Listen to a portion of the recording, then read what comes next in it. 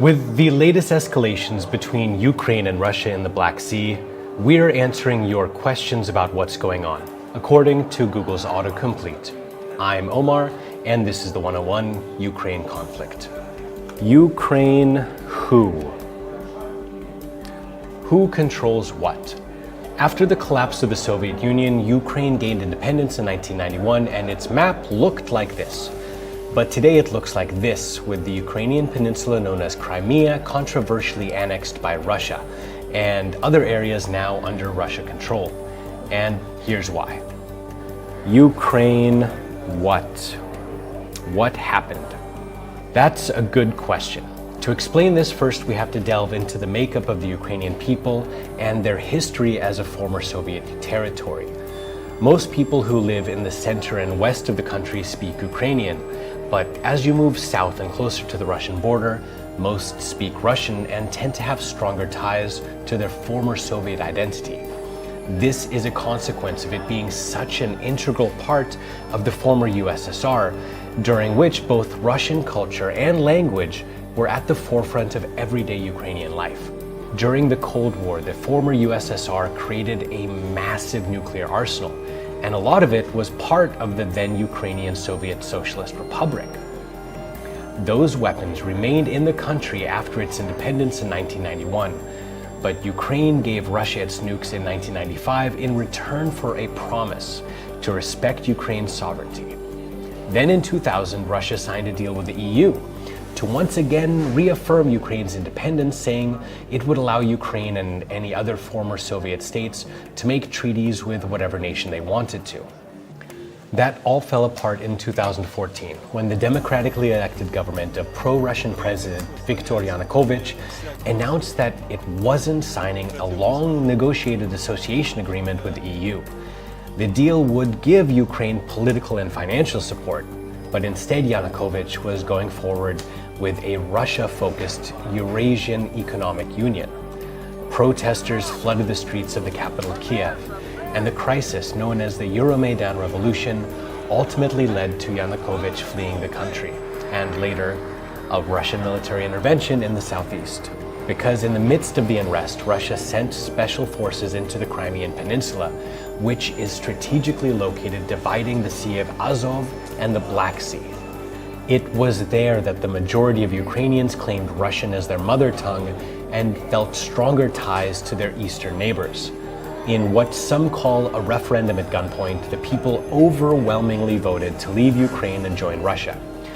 The UN General Assembly, Ukraine, along with many world leaders, rejected the vote, citing many international agreements where Russia had pledged to uphold the geographic integrity and sovereignty of Ukraine. But Russian President Vladimir Putin defended the move as complying with the will of the people. And now there's been trouble in the Black Sea, and again, geography is really important here. Since the annexation of Crimea, Russia has claimed control of both sides of the Kerch Strait, which is the only waterway connecting the Sea of Azov to the Black Sea. They've built a bridge connecting the two sides. Ukraine and Russia have had an agreement going back to 2003 that allows both countries to use the waterway. But on November 24th, Ukraine said it sent 2 gunboats and a tug from its Black Sea port of Odessa to its port in the Sea of Azov. And on the way, Russia says Ukraine illegally breached its territorial waters. And after the Ukrainian ships had turned away and were heading back to the open waters of the Black Sea, a Russian ship rammed the tug, jets were scrambled, and the Ukrainian vessels were fired upon. Russia then seized the ships and their crew. More than 10,000 people have been killed in eastern Ukraine by Russia-backed separatists since mid-2014, and this latest escalation is raising fears that the conflict between the former Soviet state and its prior head are heading towards an all-out war. Ukraine where? Where is it situated? The geographic location of Ukraine is very important to both Europe and Russia.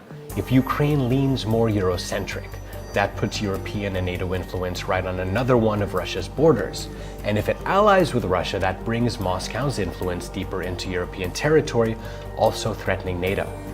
Since the 2014 crisis, Ukraine seems to be set on strengthening ties with Europe. And with it joining the deep and comprehensive free trade areas in 2016, the whole country, minus Crimea, which EU considers illegally annexed, has access to parts of the EU's single market, allowing goods and people to travel freely and making them less dependent on Russia. Ukraine when?